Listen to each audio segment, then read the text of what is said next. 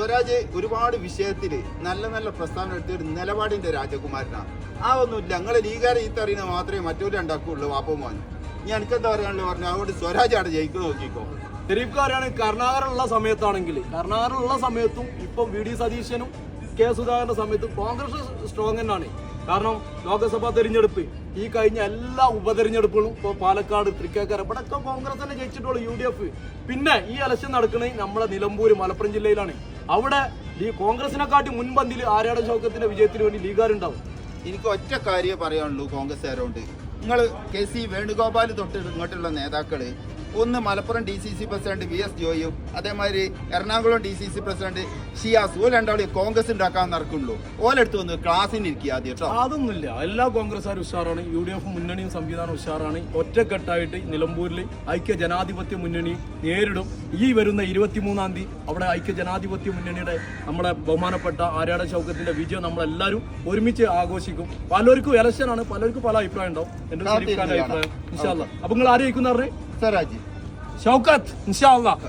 നിലമ്പൂരില് election പ്രഖ്യാപിച്ച സമയം മുതൽ ഷെരീഫ്ക വിളി തുടങ്ങിയാണ്.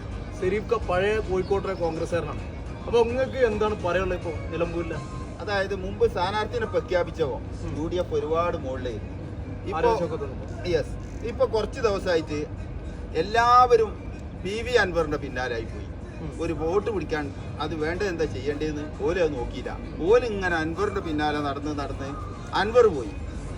ഇപ്പൊ ഇന്നലെയാണ് നമ്മുടെ സ്വരാജ് വന്ന് സ്വരാജ് വോട്ട് പിടിക്കൽ തുടങ്ങി. എന്തായിരുന്നു ജനം, നീ കണ്ടില്ലേ? അത് ഇവരെന്നെ കളഞ്ഞു കുളിക്കുക.